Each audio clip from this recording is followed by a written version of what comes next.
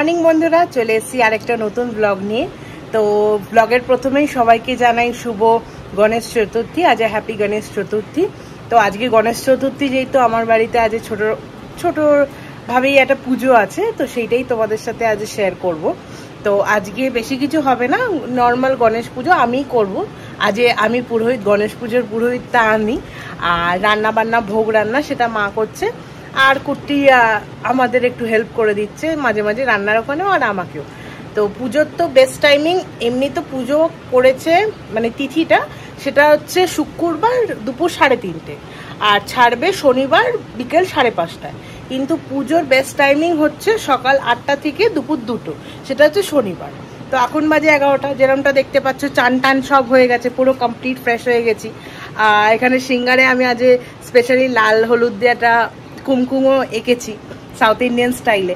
তো চলো আজকে কিভাবে আমি দিনটা সেলিব্রেট করি, বা আজকে আমি গনু দাদার কিভাবে পুজোটা মানে আমি অ্যাকমপ্লিশ বা আমি রেডি করি, সেটাই তোমাদের সাথে শেয়ার করার আছে। আর ভিডিওটা ভালো লাগলে তোমরা সবাই জানো একটা লাইক কমেন্ট শেয়ার করতে ভুলো না, এবং চ্যানেলটাকে সাবস্ক্রাইব করো। তো চলো দেখা যাক। তো প্রথমেই দেখাই রান্নাঘরে কি দক্ষযজ্ঞ কাণ্ডটা মা করছে, আর মেনুতে কি কি হবে সেটা নয় ভিডিওতে সারপ্রাইজই থাক। এখানে আমাদের হেড শেফ যেরকমটা দেখতে পাচ্ছ, মা এখানে রান্না করছে, হলুদের একটা টিপের ফোঁটা পরে। আর এখানে কড়াই চেপে গেছে, এখানে রান্না হবে তরকারিটা। আর এখানটা চালটা ভিজিয়ে রেখে এটাকে ভাতটা স্টার্ট হয়ে গেছে। আর এখানে সবজি কুটে রাখা আছে, আলু, বিনস, গাজর, কুমড়ো, আর এখানে সব গ্রসারি মশলাপাতি। আর এখানে আমাদের মেন ভোগটা চেপে গেছে। আজ যাই আইটেম হবে সবই হলুদ রঙেরই হবে, চেষ্টা করা যাচ্ছে যে হলুদ রঙটা যাতে মেনটেন করা যায়। এরকমটা দেখছো ঠাকুর ঘরে অলরেডি চলে এসেছি। তো এখানে বাসনপত্র ধোয়া হয়ে গেছে, ওইটা নিয়ে চাপ করতে হবে না, ওটা কুট্টি আগেই প্রবলেমটা সলভ করে দিয়েছে। রান্না চেপে গেছে, সুজি নেবে গেছে। এখানে তুলসী গাছে আমি হলুদ দিয়ে দিয়েছি আজ যেহেতু গণেশ চতুর্থী। আর চলো বাকি যোগান যন্ত্র কিভাবে করি। তো সব যোগান যন্ত্র তোমাদের আমি দেখাতে পারবো না, কারণ এক হাতে ক্যামেরা করে জোগাড় করা খুব মুশকিল। একবারে সব জোগাড় করে তোমাদের সাথে চলে আসছি যে আমি পুজোয় কি কি রেডি করলাম, কি কি বিধি আছে সেগুলো তোমাদের সাথে শেয়ার করব। ভিডিওটা খুব লম্বা হবে না, একটা শর্ট ভিডিও তোমাদের সাথে শেয়ার করব। সব জোগাড় যন্ত্র হয়ে গেছে। তো এখন গনু দাদাকে চান করানোর পালা। তো এখানে দেখতেই পাচ্ছ একটা পেতলের বাটিতে গণেশ দাদাকে বসিয়েছি। এখানে দু রকমের গণেশ দাদা আছে, দুটো গণেশ দাদা। আমার ঘরে অনেকগুলো গণেশ দাদার মূর্তি আছে, কিন্তু পুজোয় বসিয়েছি একটা রূপোর গণেশ দাদা আর একটা পেতলের গণেশ দাদা। তো এখানে বিভিন্নভাবে চানটা করানো হয়ে গেছে। তো ভিডিওটা তখন তুলিনি বলে ওর জন্য আবার তোমাদের সাথে শেয়ার করছি যে কী কী দিয়ে চান করিয়েছি। বেসিক্যালি দুধ, ঘি, দই, মধু, সিদ্ধি, আতর, এগুলো সবই ছিল। আরও অনেক কিছুই ছিল গণেশ দাদার চানের সময়।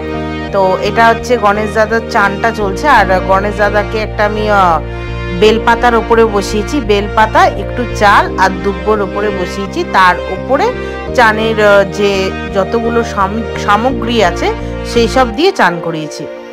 তোমরা দেখতেই পাচ্ছ। এখানে আমি অতগুলো সামগ্রী তোমাদেরকে দেখাতে বা শেয়ার করতে পারিনি। এর আগেই মানে গনু দাদা একদম জলে হাফ একদম পেটটা ডুবে গেছে, তোমরা বুঝতেই পারছো যে এর আগেই আমার চানটা করানো অলরেডি হয়ে গেছে। তোমাদের সাথে শেয়ার করব বলে আরেকবার তোমাদের জন্য এটা আমি রিপিট করলাম।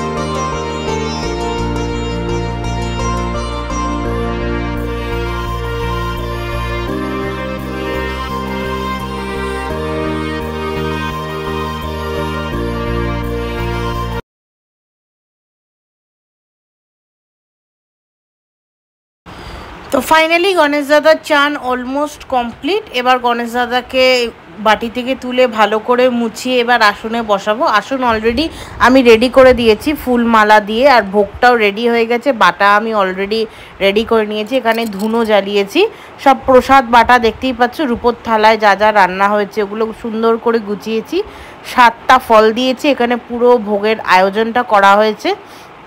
তো তোমরা ভিডিওর একটু এগোলেই বুঝতে পারবে কি কি ভোগে আজ মেনু হয়েছে।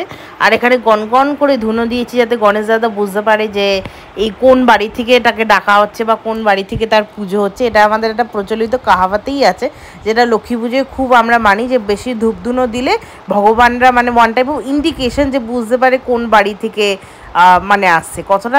কতটা সত্যি বা মিথ্যে জানি না, তোমরা যদি কেউ জেনে থাকো তাহলে জানিও। আর দরজার গোড়ে 2টো প্রদীপ দিয়েছি ঘিয়ের। আর এটা ফাইনালি হচ্ছে গণেশ দাদা, সব মালা ফুল মিষ্টি দিয়ে ভালো করে সাজিয়েছি। এটা রূপোর গণেশ দাদা, আর এদিকে হচ্ছে পেতলের গণেশ দাদা।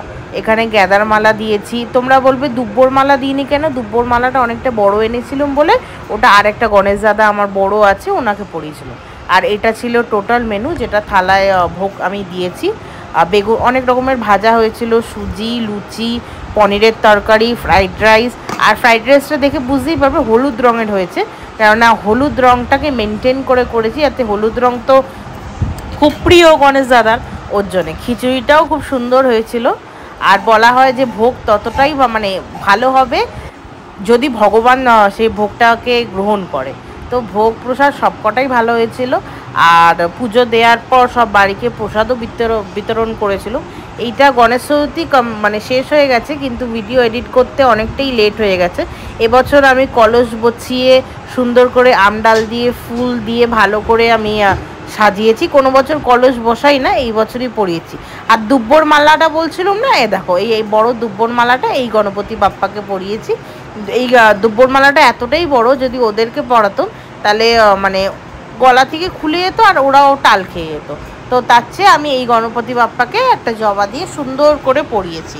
তো সবাইকে আমি জানাই, আমার পরিবারকে আমি জানাই শুভ গণেশ চতুর্থী। 2:30 বাজে এখন, আর পুজো অলমোস্ট আমি কমপ্লিট করে দিয়েছি। সব একা হাতে জোগাড় করে পুজোটা হয়ে গেছে। ভোগ রান্না থেকে আরম্ভ করে সবই অর্পিত হয়। এখন ঠাকুর ঘরেরটা পুরো ব্লগ আছে, পুজো যেহেতু কমপ্লিট। তো ভিডিওটা ভালো লাগলে একটা লাইক কমেন্ট শেয়ার তো করতে ভুলো না, চ্যানেলটাকে সাবস্ক্রাইবও করো। এবং ভিডিওটা খুব শর্ট, সব কিছু দেখাতে পারিনি, যেহেতু একা হাতে আমরা 3 জন মিলে পুজোটা করেছি বলে ওর জন্য সব কিছু দেখাতে পারিনি। কিন্তু আশা করি তোমাদের সাথে এই বছরের যে গণেশ চতুর্থী আমি শেয়ার করলাম তোমাদের সবার ভালো লাগবে। তো দেখা হবে নেক্সট ভিডিওতে। Tata, bye bye.